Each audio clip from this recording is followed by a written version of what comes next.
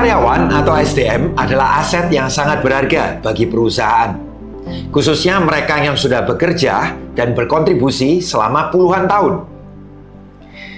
Sehingga semakin hari, banyak perusahaan yang mengikutkan karyawannya yang akan memasuki masa pensiun ke dalam training MPP atau masa persiapan pensiun. Jika Anda hari ini sebagai seorang HR leader atau pemimpin perusahaan, maka di video ini kita akan membahas apa itu program MPP, masa persiapan pensiun, dan mengapa banyak perusahaan sekarang mau berinvestasi mengikutkan karyawannya ke dalam program MPP ini, dan apa hal-hal yang terpenting dalam program MPP sehingga bisa mencapai hasil yang maksimal bagi para karyawan yang diikutkan dalam program ini. Saya kali ini tidak sendiri, tapi bersama dengan seorang master trainer di program MPP yang telah membekali ribuan karyawan selama puluhan tahun dari berbagai macam perusahaan, mulai dari perbankan, manufacturing, industri-industri yang lain. Dan saya langsung aja memperkenalkan pada Anda semuanya Master of Training MPP, Bapak Ino Mulyadi. Halo Pak Ino Mulyadi. Halo. Ya, gimana nih Pak Ino kabarnya? Luar biasa. Mantap pokoknya. Selalu semangat ya Pak ya. Selalu semangat ya. Oke, kita langsung aja Pak Ino. Mungkin dari awal, apa sebenarnya program MPP itu Pak Ino? Program MPP ini adalah program yang untuk mempersiapkan orang yang akan pensiun ya. Kira-kira biasanya itu 2 atau 3 tahun sebelum pensiun itu, supaya pada saat mereka pensiun itu sudah siap gitu. Jadi proses peralihan ini loh gitu. Proses peralihan, mempersiapkan di situ semuanya. Oke, jadi kalau dari secara programnya itu apa kira-kira program yang akan dibagikan di sana Pak Ino? Nah, apa aja yang harus disiapkan? Sebetulnya ada beberapa poin ya, beberapa utama yang kalau saya sepengalaman saya setelah sekian belas tahun menghandle ya untuk atau menangani pelatihan ataupun training untuk masa persiapan pensiun, itu adalah ada beberapa aspek. Yang pertama yaitu adalah aspek mental dan emosi gitu loh. Oke. Ya. Kenapa kok aspek mental dan emosi? Ya, biasalah ya, normal. Orang mau pensiun itu kan pasti apa ya, dalam hatinya nih ketakutan, deg-deg ser gitu katanya orang ya. Ketidakpastian, terus kemudian status yang berubah, yang tadinya sebagai seorang karyawan kemudian pensiun, sehingga dia merasa bahwa habis ini saya sudah tidak menjabat lagi, saya tidak punya jabatan dan sebagainya. Kadang merasa tidak dipandang juga ya. Ya, post-power syndrome gitu Pak. Ya, semacam post-power syndrome ya gitu. Cuman mental ataupun mindset inilah yang bisa saya katakan itu sangat berperan besar dalam proses memasuki masa pensiun. Oke, kemudian selain itu apa lagi Pak Ino yang penting? Selain itu yang penting, poin berikutnya yang penting adalah pengaturan atau penataan keuangan. Wah, ini yang sering kali ya setelah pensiun. Jadi penataan keuangan pasca pensiun itu itu juga penting. Before pensiun dan setelah pensiun gitu. Ya. Kenapa kok penting? Karena gini, orang sebelum pensiun mungkin dia hanya tiap bulan terima gaji nih ya, misalkan X rupiah, misalkan let's say misalkan 1 atau 2 digit ya gitu, misalkan 2 digit lah gitu. Pada saat dia pensiun itu minimal paling enggak itu ya jelek-jelek dia terima 3 digit gitu. Oh, oke. Nah, awalannya maksudnya bukan 3 digit nolnya ya gitu ya kan. Awalannya gitu ya. Nah, otomatis kalau orang ini nggak siap dalam hal proses penataan keuangannya, maka dia akan bingung bagaimana mengelolanya ini tadi. Kecenderungannya adalah spending, ya, menghabiskan, membelanjakan gitu. Nih, nah, terus penataan atau perencanaan keuangan ini itu selain untuk dirinya, yang penting adalah juga untuk keluarganya gitu. Kenapa? Karena begitu dia pensiun, kebanyakan ya, tidak semua tapi kebanyakan akan ada timbul kebutuhan-kebutuhan. Jadi misalkan keluarga ya, pasangannya mungkin ganti mesin cuci, ganti apa, atau perbaikan rumah, renovasi. Apakah itu karena dapat uang besar seperti kaget gitu ya, akhirnya mau spending gitu? Iya, Lebih karena ke gini, arah sana. dulunya nggak pernah, bukan nggak pernah ya, dulunya itu keluarga mungkin menahan ya, misalkan anak mau beli motor ya, wah ayah belum mendapatkan uang yang banyak gitu ya kan, sehingga pada saat proses mau beli motor itu ditahan. Oke. Tapi begitu ngelihat, wih, ayahku mau pensiun nih, bakal dapat uang pensiun banyak nih, ya, misalkan dapatnya ratusan juta nih, misalkan gitu. Oke. Wow, motor harganya berapa sih? Nggak mahal, paling cuma 30 gitu kan. Dapatnya 200 hanya dipotong 30 ya Masih kan. kecil. Masih kecil ya. Oke. Tapi jangan lupa gitu ya kan. Iya. Dapatnya sekali ya kan. Untuk banyak hidup. banyak kegiatan. Oke. Ya, motor 30, ya Siap. kan? Nanti ganti mesin cuci, ganti kulkas, ganti sofa, ganti tempat tidur. Mungkin ayahnya sendiri yang mau juga ganti mobil. Termasuk jalan-jalan. Jalan-jalan, Oke. ini itu dan sebagainya. Sehingga yang didapatkan satu, tapi pengeluarannya ini banyak gitu loh. Iya, saya Ini. dengar akhirnya mereka juga nggak siap ya Pak Ino ya. Padahal 55 tahun pensiun, tapi usia harapan hidup bisa jadi mencapai 70, 80 tahun ya. Itu problem berikutnya yang nggak pernah kepikir. Oke. Jadi di perencanaan atau penataan keuangan ya, itu mereka harus menata begitu mereka mendapatkan ya, pada saat mereka pensiun ya, mereka dapat uang, tapi pada saat mereka pensiun itu kan uang pendapatannya bisa ada yang nol, ada yang kecil, minimal, Ya. gitu ya, minim banget, gitu. Nah, artinya uang pensiun itu kan hanya diterima satu kali dan harus dibagi semasa usia hidupnya. Nah, ini ya kan untuk memenuhi kebutuhan hidupnya dia. Nah ini Bapak Ibu, berarti ini challenge tersendiri ya yang akan dibahas, dikupas dalam program MPP ini. Betul, Oke. sehingga nanti kita problem inilah yang harus kita selesaikan sebetulnya. Siap. Ya, jadi ada dua point of view sebetulnya. Sebelum pensiun harus beresin hutangnya, kalau ada hutang. Oke. Ya toh. Setelah pensiun harus menata uangnya supaya memenuhi masa hidupnya. Oke. Gitu. Oke. Poinnya di situ. Oke, Terutama. yang berikutnya Pak Ino, program ini akan membahas poin apa yang penting lagi? Selain itu biasanya kalau kita sehat di kantong, ya kan? Ya. Kita juga harus sehat di fisik. Fisik. Apalagi kalau usia pensiun biasanya kesehatan mulai menurun ya. Pensiun itu ya, satu usia pensiun hari ini pemerintah sudah mencanangkan ya usia pensiun 59. Nah, mundur nih, nambah Ya. lagi nih ya. Ya. Yang dulunya awal pertama kali 55 jadi 56, jadi 58, sekarang jadi 59 nih ya kan usia pensiun. Ya, apakah jelek? Enggak, ya bagus karena kalau 55 mungkin terlalu muda mungkin untuk pensiun. Ya. Tetapi saya nggak membahas itu ya gitu. Cuman yang ingin saya sorotin yaitu adalah dari sisi kesehatan. Orang semakin bertambah usia, ya pasti diiringi oleh ini apa? Teman-temannya juga ikut datang, ya. Teman-temannya ini siapa? Penyakit degeneratif. Ya. Nih, apa aja tuh? Contohnya misalkan diabetes, hipertensi, kolesterol, kemudian asam urat, ya. Seperti sakit jantung, stroke dan Nah, lain-lain. dampaknya ke sakit jantung dan stroke Iya. gitu. Nah, ini kan mengikutin gitu ya. Nah, sekarang Oke. di program pensiun itu adalah kita harus tahu bagaimana kita itu bisa menjalani pola hidup yang sehat. Wah, ini penting sekali Iya. ini ya. Karena selama aktif kerja terus ya. Terus kemudian pensiun tiba-tiba. Faktor kesehatan turun, nggak dapat ilmunya gitu ya. Nah, ini. Kan kerja orang di belakang meja, terus misalkan ya ini dulu iya di belakang meja nggak memperhatikan kesehatan, tapi sekarang dia harus merubah pola hidupnya. Ya. Tuh, misalkan tiap hari diusahakan jalan pagi, kalau jalan pagi nggak bisa jalan sore, minimal jalan gitu. Contoh-contoh seperti itu. Yes, penerapan pola hidup sehat yang pasti ya, yang akan didapat. Nah, Betul. kalau next Pak Inu. Kalau tadi di awal kan sebelum pola hidup sehat kan tadi saya sudah sedikit tentang keuangan. Ya. Keuangan nanti kan Penataan keuangan ini kan pasti kurang. Nah, sekarang selain kita menata keuangan, sekarang bagaimana caranya kita bisa mengembangkan uang yang kita dapatkan dari dana pensiun itu tadi untuk mencukupi kebutuhan hidup kita. Itu ya ini penting banget gitu.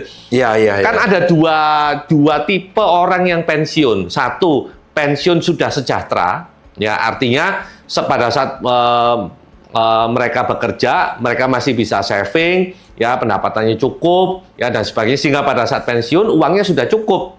Ya. Nih, tapi tidak sedikit pula yang pada saat pensiun masih punya tanggungan. Contoh, ada orang keluarga yang punya anak bonus. Ya. Nah, ya, maksudnya anak bonus itu gini. Tiba-tiba di usia 40 sekian, 45 mungkin ya, istrinya hamil gitu. Nah, akhirnya pada saat pensiun masih umur 10 ya, masih SD. gitu ya. SD atau SMP awal ya Iya. gitu.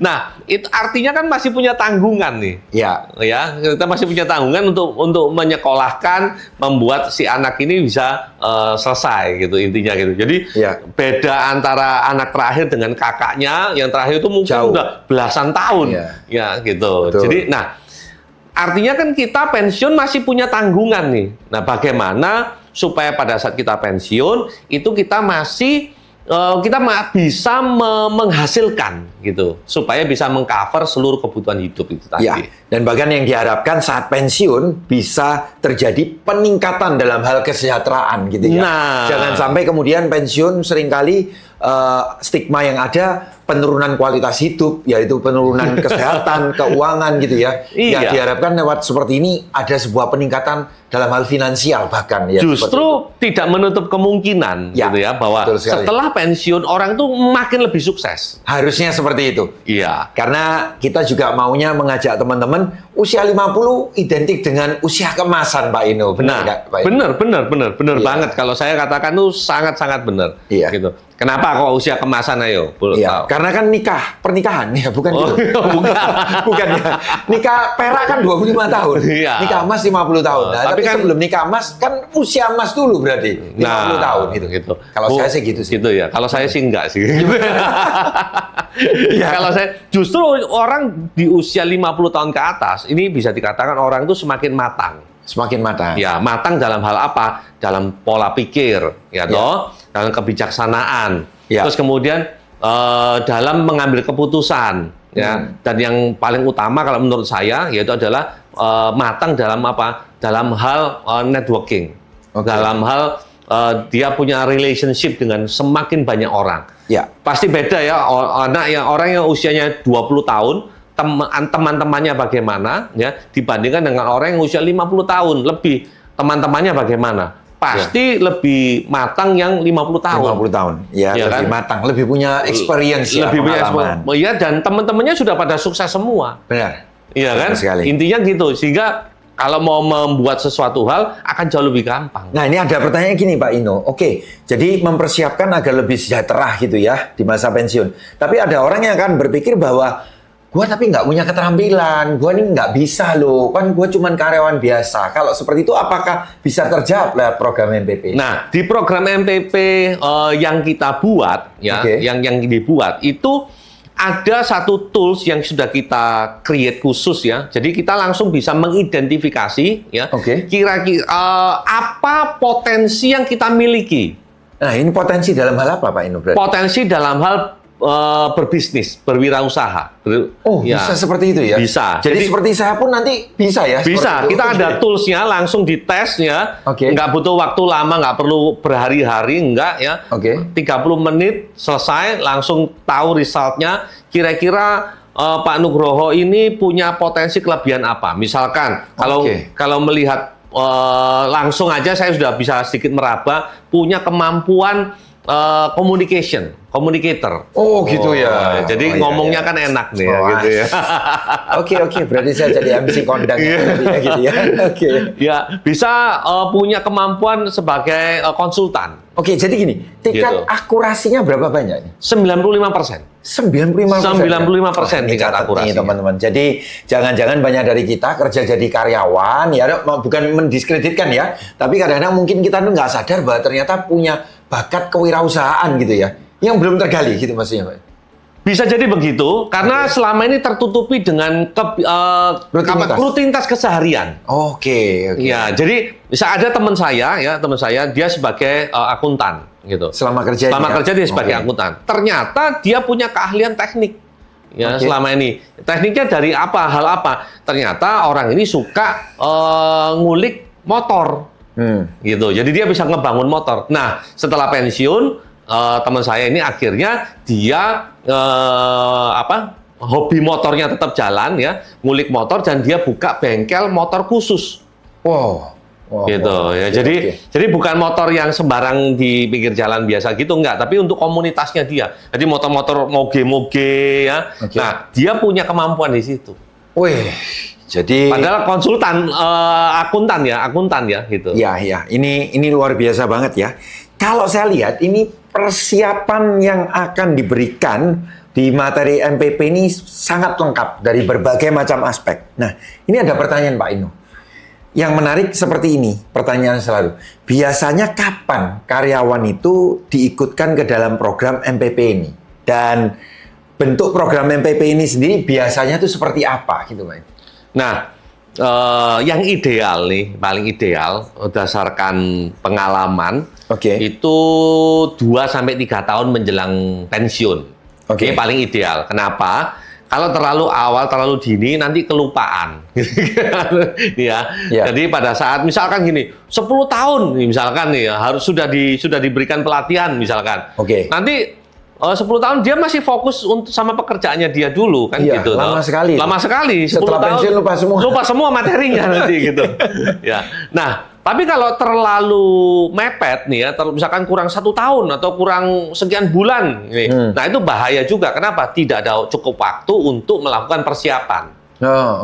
Jadi yang paling ideal adalah kira-kira 2-3 tahun menjelang masa pensiun. Nah, harus sudah diberikan pelatihan ini tadi supaya dia ada cukup waktu untuk melakukan persiapan semuanya. Baik penataan keuangannya, menjaga kesehatannya, ya, dan semuanya gitu. Termasuk persiapan kalau misalkan ada pasangannya yang juga intinya mau melakukan wirausaha yang akan dikembangkan, bisa juga ya. Bisa juga, betul. Nah, di program kita ya di akhir gitu. Maka setelah kita tahu nih dia nih kira-kira potensinya apa untuk pengembangan bisnisnya gitu. Maka kita juga akan ada program khusus bagaimana kita mendevelop sebuah usaha. Gitu. Karena tidak semua orang, sekali lagi itu tadi tidak semua orang yang pensiun itu secara finansial sudah matang, sudah mapan gitu ya. Tapi ada yang masih harus membutuhkan. Nah, bagi yang masih membutuhkan, maka program persiapan pensiun ini harus dilengkapi dengan bagaimana next untuk mereka bisa berwirausaha atau berbisnis. Gitu. Nah, penting banget ini ya. Kenapa? Karena nanti di sana kita akan sharing jebakan-jebakan apa yang sering dihadapi oleh seorang karyawan dalam mereka memulai sebuah usaha. Jadi dipersiapkan dalam bentuk pelatihan dan juga workshop ya ini Pak. Workshop, betul. Biasa durasi kira-kira berapa lama Pak Inu? Yang ideal itu sebetulnya yang enak ya, 4 hari 3 malam. 4 hari 3 malam. Ya, kenapa? Yang 3 hari itu atau 2 hari setengah itu ada lebih pada kita pembahasan secara teori, kemudian simulasi seperti itu, workshop termasuk ya. Nah, yang 1 hari kita bisa melihat role modelnya. Kita bisa langsung panggil ataupun kita bisa melihat langsung ke tempat usaha yang sudah jalan sehingga para peserta itu memiliki sebuah bayangan. Oh, kalau bikin usaha itu seperti bagaimana? Oke, jadi bukan Gitu. cuma sekedar teori juga, Pak. Jadi nggak hanya sekedar teori, tapi prakteknya bagaimana? Gitu. Langsung ya. Langsung. Ada narasumber yang langsung kemudian bisa dilihat ya, Pak. Iya, dilihat dan narasumbernya langsung berbagi. Oke. Ya, Ini langsung menarik. berbagi ke peserta gitu supaya mereka tahu oh pada saat narasumber ini apa sih yang dia lakukan.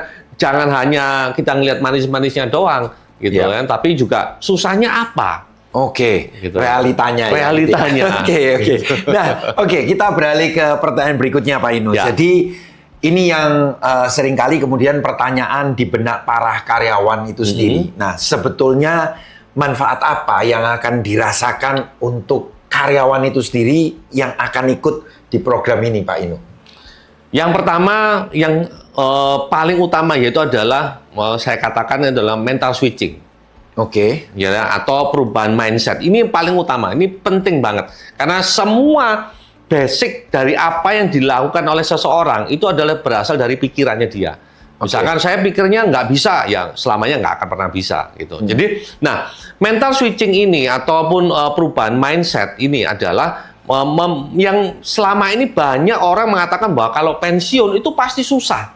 Pensiun itu nggak enak, Sulit, nggak enak, sulit, ya. sengsara gitu. Bahkan MPP ada istilah mati pelan-pelan. Mati pelan-pelan katanya. Oke.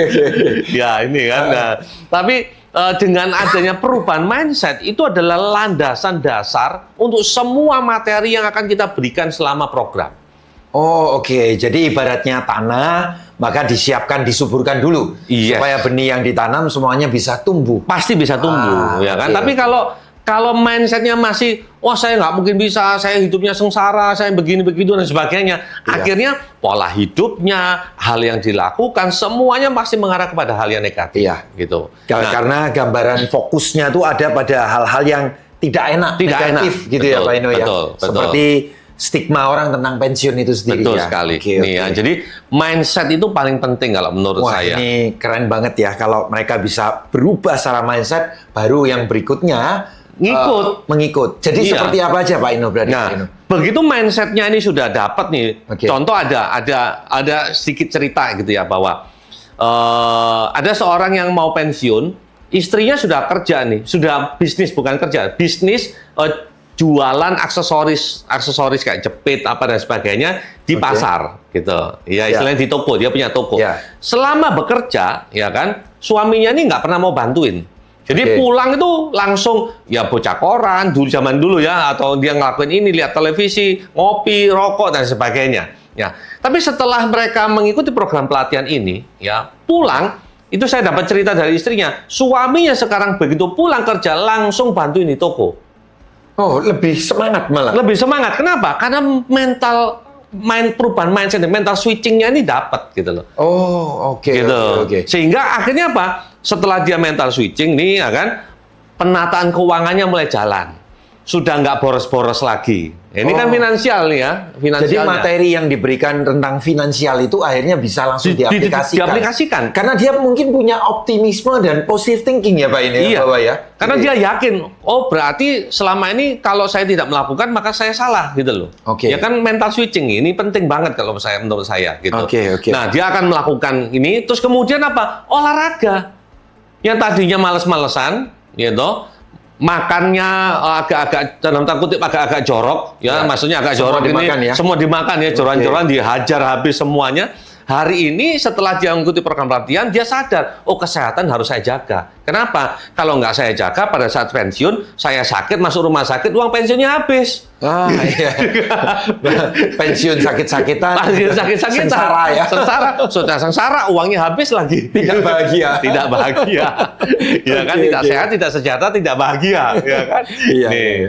Nah, terus kemudian maka tidak ada motivasi atau tidak ada keinginan untuk maka apa? Melakukan usaha-usaha yang lain juga. Ah, Gitu. oke, Jadi oke. basic semuanya adalah dari mental switching. Mental switching itu ya. Yes. Sehingga akhirnya mereka juga bisa terbukakan juga pikirannya untuk memanfaatkan waktu luangnya di masa Ya. pensiun dengan Betul. hal yang lebih bermanfaat. Yang positif, Ya. Betul ya. Iya. Oke. Ya, terus kemudian kalau mereka setelah sadar ternyata juga bagi mereka yang sudah secara finansial sudah cukup, ya mereka akan melakukan kegiatan-kegiatan positif. Misalkan yang tadinya tidak pernah ikut pengajian, sekarang ikut pengajian. Ya. Gitu ya. Ada kegiatan di RT RW.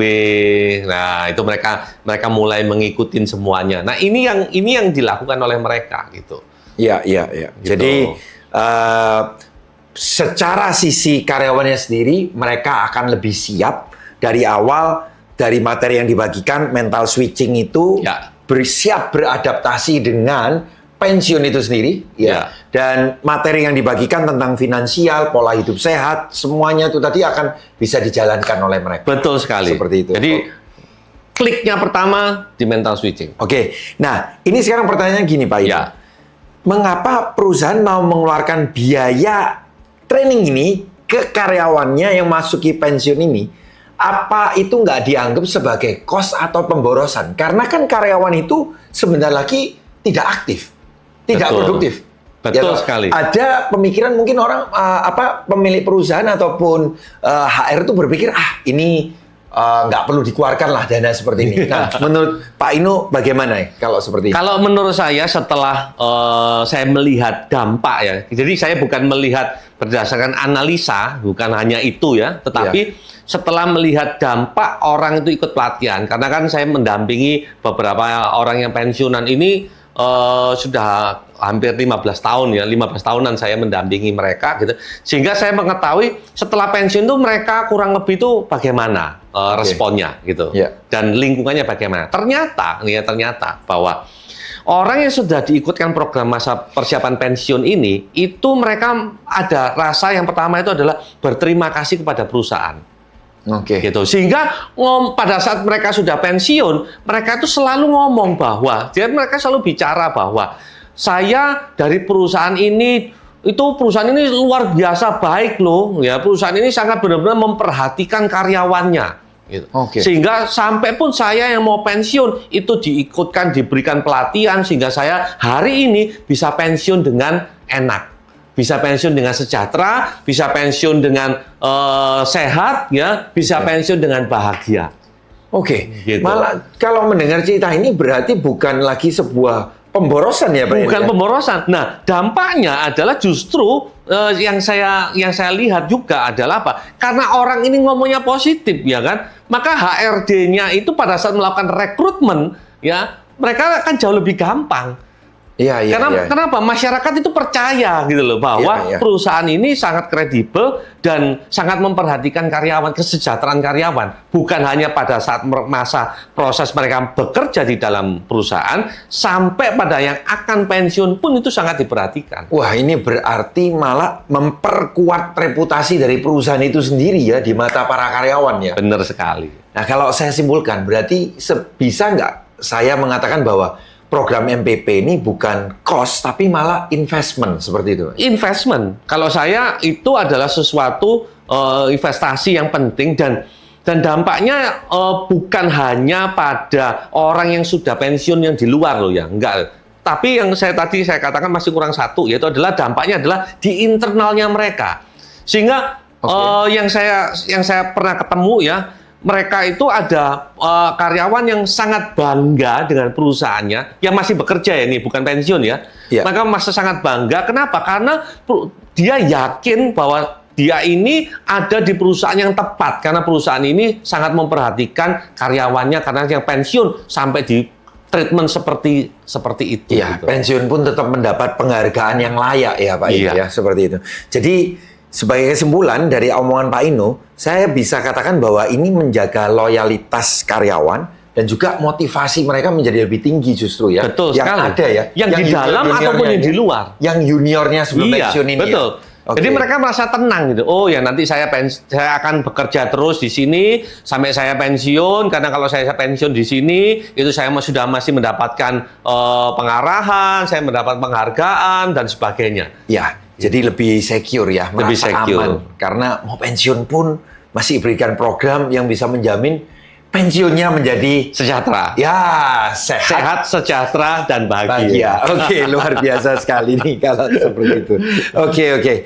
Nah, Pak Ino, dari paparan Pak Ino tadi, itu menarik semuanya. Tapi saya ada satu pertanyaan nih ya. Jika saya dari perusahaan, ya, kemudian apa alasan saya harus mengambil program MPP ini dari Pak Inu? Satu aja alasan yang paling penting sebagai pembedanya tentunya Pak Inu. Ya, baik. Oke, ini pertanyaan gampang-gampang susah ini. Iya. Ya, satu. Oke, yaitu ada gini. Orang itu setelah ikut training, ya banyak orang program-program training pelatihan MPP ini banyak gitu ya, banyak banget. Mau ikut di mana aja bisa gitu ya kan? Ya, mereka pasti klaim.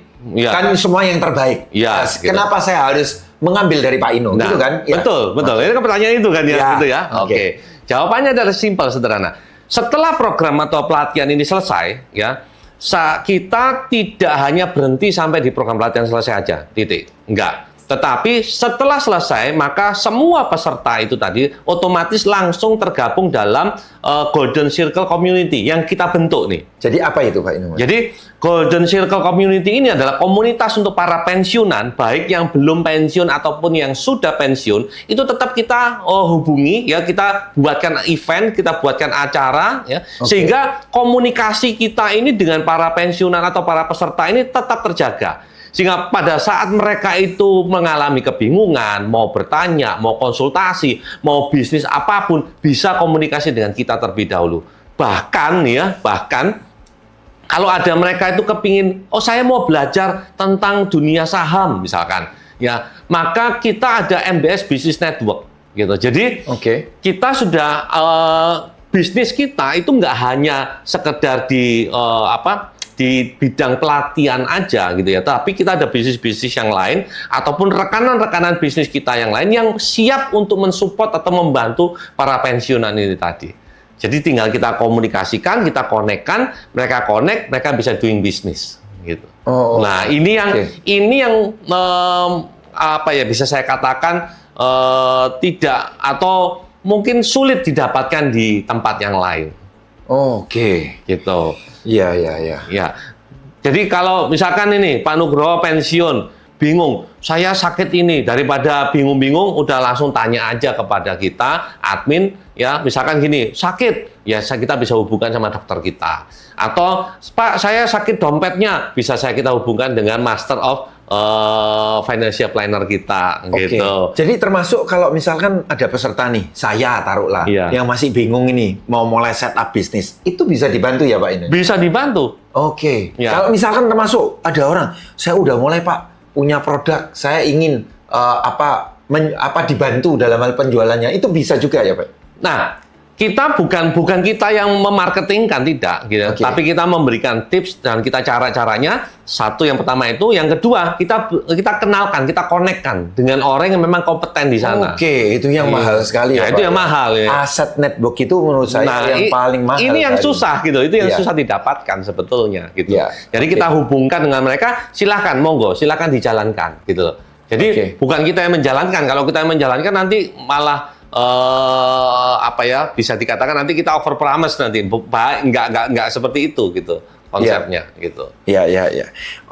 Jadi dari yang saya dengarkan secara langsung, program training MPP dari MBS ini tadi, itu ingin mewujudkan para karyawan yang ada di perusahaan tersebut untuk menjadi pensiun yang sehat, sejahtera, dan bahagia. Jadi dari Pak Inu ada mungkin pesan terakhir yang disampaikan buat teman-teman di sini semua terkait dengan training MPP ini, Pak Inu. Ya, bagi para HR leader, nggak ada salahnya untuk kita itu memberikan penghargaan yang lebih kepada para pejuang-pejuang yang berada di dalam perusahaan. Ya, memang bukan perjuang yang membawa senapan, membawa bambu runcing zaman seperti dulu, enggak, tetapi mereka adalah para pejuang-pejuang yang mempertahankan dan berjuang untuk kemajuan perusahaan. Nah, ada baiknya kita memberikan apresiasi ya buat mereka dan memastikan kehidupan mereka itu benar-benar bisa sejahtera setelah mereka pensiun. Dan bagi para rekan-rekan yang akan pensiun, jangan segan-segan untuk berkomunikasi kepada para HRD juga. Tanyalah, mungkin sudah ada program atau belum ada program, tapi bisa dikomunikasikan. Ya, atau dicarikan oleh para HR leader ini supaya mungkin bisa dicarikan, oh ini loh tempat ataupun orang yang tepat untuk bisa berkomunikasi bagaimana supaya nanti pada saat pensiun itu bisa sehat, sejahtera, dan bahagia. Oke. Nah, kami dari MBS itu sudah mempunyai program dengan berdasarkan pengalaman kita sekian tahun, ya sekian lama kita menangani para pensiunan ini tadi, kita bisa membantu mereka agar bisa hidup sehat, sejahtera, dan bahagia. Ya, baik untuk Bapak Ibu semuanya yang sudah mendengarkan diskusi dari kami dan Anda tertarik untuk mengetahui seperti apa program training MPP, masa persiapan pensiun dari MBS, jangan ragu untuk menghubungi kami semua, karena lewat program ini kami tidak mengajak mereka semua untuk retire, tapi refire, atau memastikan mereka punya nyala api semangat untuk hidup pensiun, sehat, sejahtera, dan bahagia. Terima kasih untuk waktu yang sudah Anda luangkan untuk mendengarkan diskusi bersama dengan Pak Ino Mulyadi. Kami dari MBS sekali lagi mengucapkan terima kasih dan selamat pagi. Salam.